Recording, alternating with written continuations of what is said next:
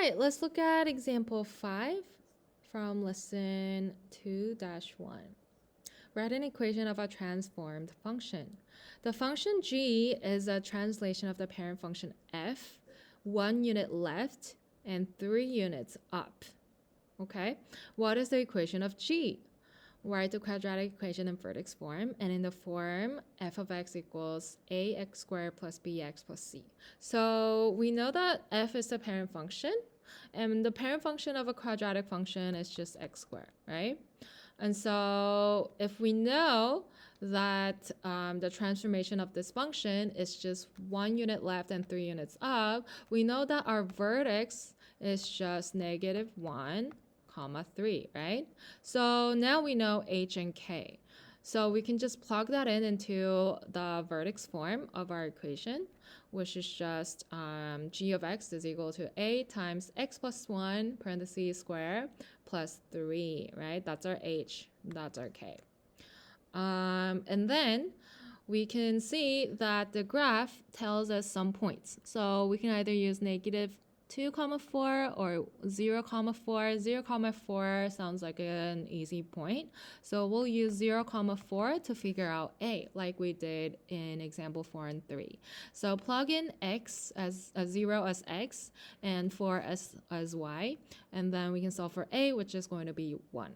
So your transformation of function in vertex form, g of x is just going to be no a, which is 1, just parentheses x plus 1 squared plus 3.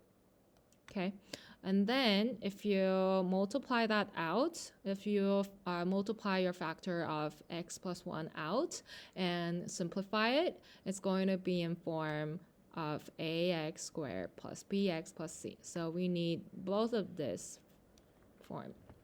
So in vertex form, it's going to be this, and in the form ax squared plus bx plus c, it's this.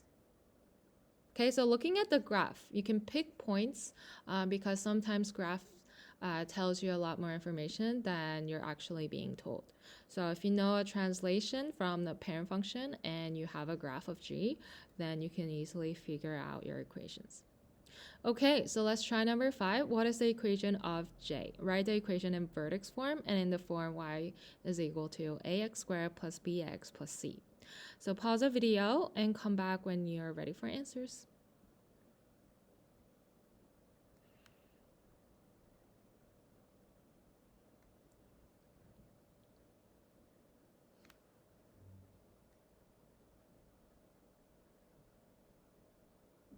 Okay, are you ready? Let's look at part A first. Let j be a quadratic function whose graph is a translation of 2 units right and 5 units down of the graph of f. So f is a parent function where your quadratic equation, your quadratic function has a parent function of x squared, right? And we know that it has translated 2 units right. So that's h is 2, and 5 units down, k is 5. So in your vertex form, you're going to put your new vertex in, h equals 2 and k equals 5. And then how do you figure out a? You're going to have to figure out a point, right? So what is an easy way when you don't have an actual graph? Think about your parent function. What is another simple point that your parent function has? 1, 1. So from here in example 5, right, 1, 1 can also translate 1 unit left and then 3 units up, and then we get 0, 4, right? So in the same way, from your parent function, you have 1, 1, and if this point also, if your whole function has a translation of 2 units right and 5 units down, this point should also have the same translation, right? So you go 2 units right, which is add 2 for x, right? So then you have a point of 1 plus 2, comma, and then 5 units down, so 1 minus 5. So that means you have a point of 3, comma, -4. right? So using that point, now we can figure out A. So put it in the vertex form. Your HK is 2, 5, so this is 5A. And then you have another point 3, -4. Wait, 3, -4. And then put it in the vertex form, substitute them right in. This is HK, and this is just any point. So make sure you put the point into substitution of like a value of x and a value of y. So -4 is equal to a times x minus 3. Wait, no, sorry. So x is 3 minus h, 2 square plus 5. Okay, and then you subtract 5 on both sides, and then 3 minus 2 is 1, square is 1, so it's just a. So a is equal to -9, right? Wait, did I do this right? Yeah, 2, 5. Oh, sorry, 5 units down. Okay, always check your answers, right? So this should be negative. And so let me erase this. So that should be negative. So then you have plus 5 on both sides, and that's going to be 1. And a times 1. So a is just equal to 1. Oh, there you go. That sounds more like it. And so your vertex form for A would be for J, right? So let's do J of X is equal to 1 is A is 1, so you don't have to write that. Parentheses X minus 2 square minus 5. Okay, this is the vertex form. And then you factor it out and get x squared minus 4x plus 4 minus 5. And so in the form of x squared plus bx plus c, you just add these two, and you'll get x squared minus 4x minus 1. So this is J for part A. Let's look at part B. You do the same thing. I'm not going to go over all the steps because it should be exactly the same as A. So your translation is, oh, it's a reflection. So for reflection, your A has to be negative because reflection means negative, right? So it's a negative sign in your A. And then you have one translation, 1 unit down. So it's going to be k is equal to -1. So if you don't have any h movement, then that just means h is 0. Okay? So then you can write your j of x as, and there shouldn't be any stretch or compression. Your a should just be -1. And x minus 0 is your h, right? And then minus 1 is your k. So this is in vertex form. You don't have to write -0. You can just say x squared, but you can write -0.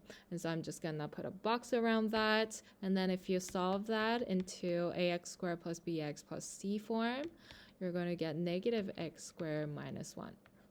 Yeah, so if you don't put -0 in this case, there's really not much of a difference between these two forms. So that's why we put -0 for the vertex form. Okay, so that was the answers. These were the answers for try number 5. Let's summarize our lesson. So the concept summary, vertex form of a quadratic function. The graph of a quadratic function is called a parabola.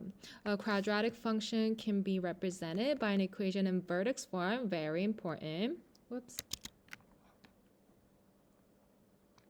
And then the vertex form shows different ways in which the graph of parent function f of x equals to x squared can be transformed. And remember, hk is your vertex, which is h comma k. And then A tells you reflection or vertical stretch or compression. So in algebra, your parent function f of x equals x squared will have a vertex of 0, 0, an axis of symmetry x equals 0, and it opens upward because a is positive. Your minimum is y equals 0 because your vertex is at y equals 0, and domain is all real numbers, range is all positive numbers, including 0. So your axis of symmetry and minimum value or maximum value will be depending on your values of x and y in your vertex. So these are related, okay? And then opens upward or downward will be determined by the value of a. Domain and range, you have to look at all your graph. Okay, let's look at the numbers and graph. So these are the key features of graph. So if anybody tells you what are the key features of this quadratic function, then you need to talk about all of these, okay? Let's look at the numbers here. So for example, if you have a transformation of g of x, negative 1 over 2, parentheses x plus 2 squared plus 3, you know that a is negative 1 over 2. So it's a reflection across the x-axis, and then you have a vertical compression by a factor of 1 over 2. And your h and k is negative 2 comma 3, so you have a translation of left 2 units and going up 3 units. So your vertex is negative 2 comma 3. Axis of symmetry would be x equals negative 2. And it opens downward because your a is negative. Your maximum is going to be y equals 3. And your domain is all real numbers again. And range would be everything less than 3. And look at this graph. This is your parent function. And then you have a negative a because this g of x opens downward. And then it seems like it's a little bit vertically compressed because it looks like it's horizontally stretched. So look at your original 3 points here, 0, 0, 1, 1, negative 1, 1, right?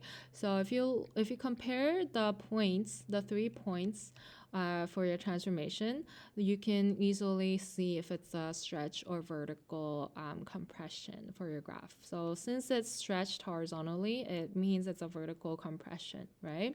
So you're gonna have a negative a less and the absolute value of a less than 1. Okay, and then it also translated 2 units left and 3 units up. So your h is going to be negative 2 and k is going to be 3. Okay, so this is the graph of this example, but just by looking at the graph, you can also figure out how to write the equation. All right, so that was lesson 2-1 of your topic 2, vertex form of a quadratic function. So please remember these key concepts and the vocabulary, because this is the basics of what we're going to learn more in the next few lessons. All right, thanks for watching. I'll see you in the next video. Bye.